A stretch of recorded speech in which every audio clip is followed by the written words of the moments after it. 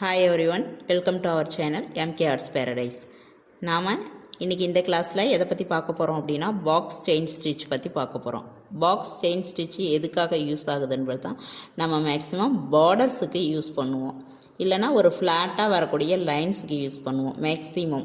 இல்ல ஒரு சர்க்கிள்ல double line கொடுக்கிற மாதிரி வந்துச்சுனா யூஸ் பண்ணுவோம். அதை இப்போ எப்படி நம்ம செயின் ஸ்டிட்ச் வச்சு போடுறதுன்றதை பார்ப்போம். இத மாதிரி டபுள் லைன் நம்ம வரைஞ்சிக்கணும். டபுள் லைன் வரைஞ்சதுக்கப்புறம் இங்கே பாருங்கள், உங்களுக்கு வந்து இந்த இடத்துல இருந்து நம்ம இந்த இடத்துக்கு போகணும். ஸ்ட்ரைட்டாக இப்படி வரணும். கிராஸ் லைன் நம்ம போட்டுக்கிறோம். எப்படி கிராஸ் லைன் போடுறோம் அப்படின்னா ஒன்றுமே கிடையாது, ஒரு ஸ்லாண்டிங்கை நம்ம வந்து மார்க் பண்ணுறோம். இந்த மாதிரி ஒரு டாட் வைக்கிறோம். இங்கே பாருங்கள், டாட் வைக்கிறோம். டாட் வச்சுட்டு பண்ணும்போது இங்கே பாருங்கள், இது வரேன். இப்போ வந்துட்டு மேலே வந்து லைனாக நான் டாட் வச்சுருக்கிறேன். மேலே லைனாக டாட் வச்சுட்டு இந்த ரெண்டு லைனுக்கும் இடையில சந்த ஊடுபுள்ளி மாதிரி நான் டாட் வைக்கிறேன். இந்த மாதிரி வைக்கும்போது என்ன பண்ணுறோம் அப்படின்னா, ஃபஸ்ட்டு இதுலேருந்து ஒரு கிராஸ் எடுக்கிறோம். கிராஸ் எடுத்துகிட்டு இந்த சைடில் வர லைன் கிராஸ் எடுத்துகிட்டு இங்கே மேலே இருக்கிறதுல ஒரு புள்ளி விட்டுட்டு கிராஸ் எடுக்கிறோம். அதே மாதிரி சைடில் மேலேருந்து ஒரு லைன் எடுத்துகிட்டு கீழே வந்து இந்த லைனுக்கு போகக்கூடாது, உள் சைடு போகாமல் வெளி சைடு இப்படி போகிற லைனுக்கு எடுத்துக்கிறோம். இப்போ நீங்கள் பார்த்தீங்கன்னா வரைஞ்சதுக்கு பிறகு பார்த்தீங்கன்னா இந்த மேலே ஒரு புள்ளி, இந்த அகலமான பகுதியெல்லாம் எங்கே இருக்கோ அங்கே ஒரு புள்ளி வந்து மீறும். இதுதான் இந்த கோட்டு மேலே நம்ம போடுறது தான் பாக்ஸு. இந்த டாட்டை நீங்கள் விட்டுருங்க. இது ஈஸியாக நீங்கள் ட்ரா பண்ணுறதுக்காக நான் வந்து அதை சொல்லியிருக்கிறேன். இப்போ பாருங்கள், நாம் சில்க் த்ரெட் வச்சு எப்படி போடுறோன்றதை பாருங்கள். ஸ்டார்டிங் லாக் போட்டுக்கிட்டு இப்போ ஸ்ட்ரைட்டாக நம்ம என்ன பண்ணுறோம் அப்படின்னா, இங்கேருந்து ஸ்டிச்சாக போட்டுக்கிட்டு போகாமல் நம்ம வந்து ஸ்ட்ரைட்டாக இங்கேருந்து இந்த இடத்துக்கு போட்டு போகணும். இந்த மாதிரி போடும்போது நம்ம அங்கங்கே நம்ம லாக் போடாமல் தான் இந்த பாக்ஸ் வந்து போடணும். இங்கே பாருங்கள், அழகாக நீட்டாக வரும். ஆனால் நம்ம இந்த ஃப்ரேமை வந்து இந்த ஸ்டாண்டை விட்டு நம்ம வெளியில் எடுத்ததுக்கப்புறம் பார்த்தோம் அப்படின்னா இதெல்லாம் லூஸ் ஆகிடும். அதனால் நம்ம எப்போவுமே இந்த மாதிரி பெருசாக வர ஸ்டிச்சுக்கு என்ன பண்ணுறோம் அப்படின்னா, ரூல்ஸ் அண்ட் ரெகுலேஷன்லாம் நம்ம பார்க்க வேண்டாம். நமக்கு எப்படி எது வந்து சேஃப்டியாக இருக்குமோ அதை நம்ம பார்ப்போம். இப்போ எடுத்துகிட்டு ஒரு சின்ன லாக் ஒன்று போட்டுக்கிறோம். அந்த ஒவ்வொரு டேர்னிங் பாயிண்ட்லேயும் ஒரு சின்ன லாக் போட்டுக்கிறேன். போட்டுக்கிட்டு நம்ம போடும்போது நமக்கு வந்து சேஃபாக கிடைக்கும். அதனால் நான் வந்து ஸ்டிச்சிங் லாக் வந்து போட்டுட்டு போடுறேன். இப்போ பாருங்கள், அதுபோல் இந்த சில்க் த்ரெட்டு நம்ம எடுத்து யூஸ் பண்ணும்போது நல்லா ஸ்மூத்தாக நமக்கு வந்து இந்த மாதிரி வரணும். சிக்கு வராமல் ஸ்மூத்தாக வந்துச்சுன்னா தான் அதோட ஒரிஜினல் ஷைன் வந்து நமக்கு பட்டு கிளாத்துன்ற ஷைன் வந்து அந்த இடத்துல சிக்குது. அதனால் இன்னொரு லாக் போட்டுக்கிறேன். இப்போது நெக்ஸ்ட்டு ஏரியாவுக்கு நான் வந்துடுறேன். அதுபோல் வரைஞ்ச லைனில் தான் வரணுன்றதில்ல, கொஞ்சம் முன்ன பின்ன சில டைமில் வரும். அந்த மாதிரி வரும்போது நாம் வந்து அந்த ஷேப்பு நம்ம பார்க்கணுமே தவிர்த்து மற்ற விஷயங்களில் நம்ம பார்க்கக்கூடாது. இப்போ நான் முடிச்சிட்டேன். இப்போ முடிச்சுட்டு எண்டு நாட் போட்டு ஃபினிஷ் பண்ணிக்கிறேன். இப்போ 2 நாட் போட்டதுக்கப்புறம் இதுதான் பாக்ஸ் செயின் ஸ்டிச்சு. இப்போ இந்த மாதிரி பாக்ஸ் செயின் ஸ்டிச் போடும்போது நம்ம என்ன பண்ணுறோம் அப்படின்னா, இந்த பாக்ஸ் எல்லாம் இருக்குது இல்லைங்களா, இந்த பாக்ஸுக்கு சென்டரில் நம்ம வந்து பீடு வந்து ஃபிட் பண்ணணும். அந்த பீடு ஃபிட் பண்ணும்போது உங்களுக்கு ஆல்ரெடி ஒத்த பீடு எப்படி சிங்கிள் பீடு ஃபிட் பண்ணுறதுன்றதை நான் ஆல்ரெடி சொல்லியிருக்கிறேன். இப்போ அந்த மெத்தடில் நீங்கள் வந்து இங்கே பாருங்கள், நான் ஒரு பீடு ஃபிட் பண்ணி காமிக்கிறேன். அதுக்கப்புறம் மற்ற எல்லா பீடுமே நீங்கள் ஃபிட் பண்ணுங்கள்.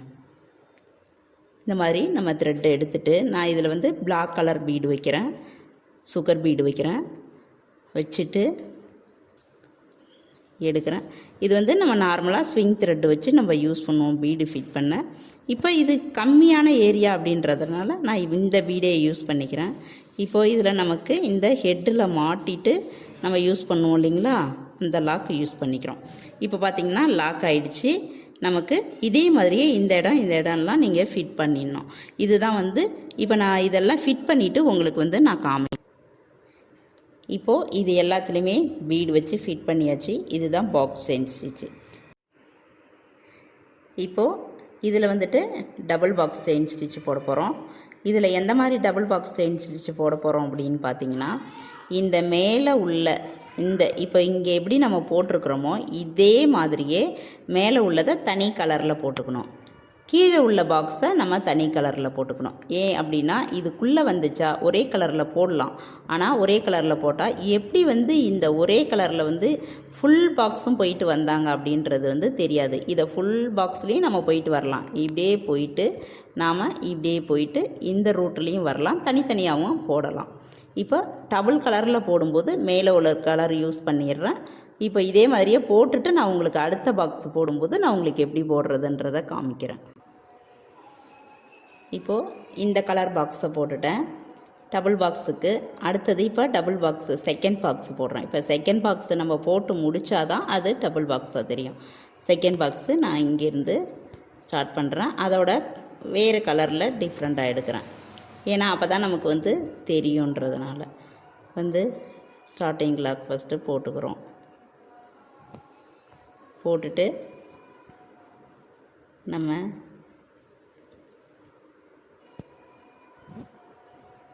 இந்த பாக்ஸை போட்டு முடிப்போம். ஒன்றும் கிடையாது, நம்ம செயின் ஸ்டிச்சு தான்.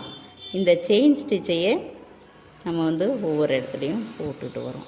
இதை நம்ம இப்படி நெருக்கியும் போடலாம். இந்த டபுள் பாக்ஸில் இந்த லைனை நம்ம கொஞ்சம் எட்டக்கவும் போடலாம். பட் நம்ம இப்படி போடுறது தான் பார்க்க கொஞ்சம் நீட்டாக இருக்கும்.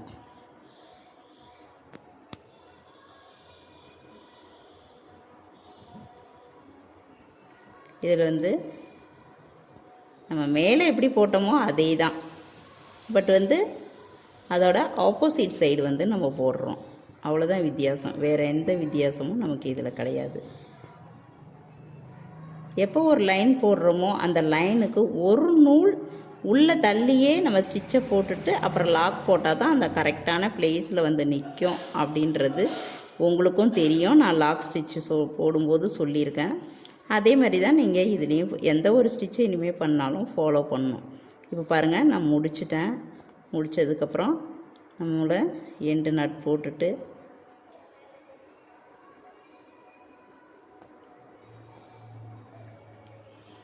கீழே ஏற்கனவே ஒரு பாக்ஸ் இருக்கிறதுனால அதோட எண்டு நாட் போட்ட அந்த த்ரெட்டும் வந்துருச்சு.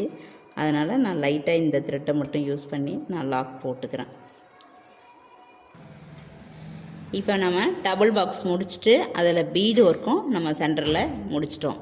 இப்போ அடுத்தது நம்ம என்ன பார்க்க போகிறோம் அப்படின்னா, சிங்கிள் பாக்ஸ் பார்த்துட்டோம், டபுள் பாக்ஸ் பார்த்துட்டோம். இப்போ கிராஸ் பாக்ஸ் பார்க்க போகிறோம். இதே செயின் ஸ்டிச் யூஸ் பண்ணி தான் பண்ண போகிறோம். பட் அதை கிராஸில் போட போகிறோம். அதையும் நான் டபுள் கலராக போட போகிறேன். ஏன்னா சிங்கிள் கலராக போட்டால் நமக்கு டிஃப்ரென்ஸ் தெரியாது. ஸோ அதனால் நான் டபுள் கலர் யூஸ் பண்ணி நான் இந்த கிராஸ் ஸ்டிச்சை நான் டபுள் பாக்ஸு கிராஸ் ஸ்டிச் நான் எப்படி போடுறதுன்றதை இப்போ நான் சொல்கிறேன். க்ரீன் கலர் த்ரெட் எடுத்துருக்கிறேன். இப்போ பாருங்கள், இங்கிட்டிருந்து இதை நான் இந்த மாதிரி ட்ரா பண்ணிக்கணும். நம்ம எந்த மாதிரி ட்ரா பண்ணிக்கிறோம் அப்படின்னா, உங்களுக்கு ஈஸியான மெத்தடு என்ன அப்படின்னா, இங்கே பாருங்கள், ஒன்றுமே வேணாம். மேல் வரிசையில் எப்பவும் போல் லைனாக ஒரே ஈவனாக நீங்கள் இந்த மாதிரி டாட் வச்சுக்கணும். கீழே 3 கோடு போட்டுக்கணும். இதுக்கு நம்ம சிங்கிள் பாக்ஸுக்கு 2 கோடு போதும். டபுள் பாக்ஸுக்கும் டபுள் கிராஸ் பாக்ஸுக்கும் நமக்கு 3 கோடு போடணும்.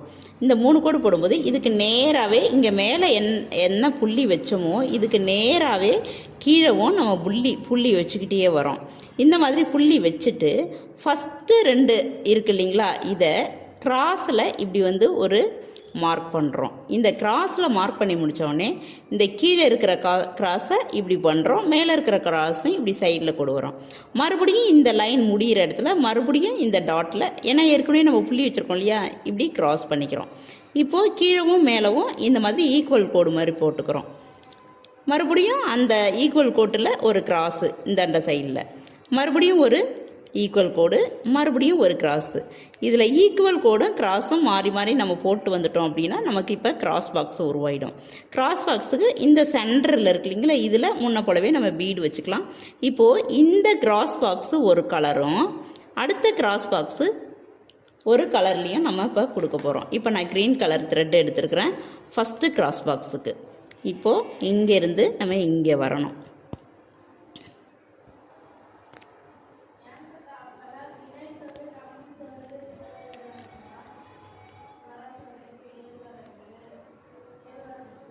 பாஸ் பண்ணிட்டேன்.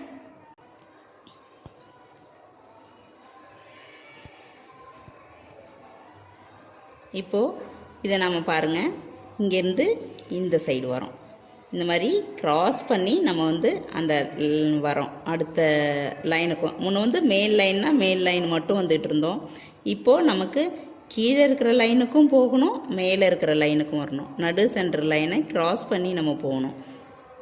அந்த மாதிரி போகும்போது நமக்கு கிராஸ் பாக்ஸு உருவாயிடும். இப்போ ஒரு பாக்ஸு போகும்போது நமக்கு கிராஸ் பாக்ஸ் வராது. 2 பாக்ஸும் நம்ம போடும்போது தான் நமக்கு வந்து கிராஸ் பாக்ஸு எப்படி கிராஸில் வந்துச்சுன்றது நமக்கு தெரியும். இப்போது லாக் போட்டுட்டு நம்ம டர்ன் பண்ணுறோம். இது எல்லாமே நமக்கு வந்து பார்டருக்கு தான் யூஸ் ஆகும்.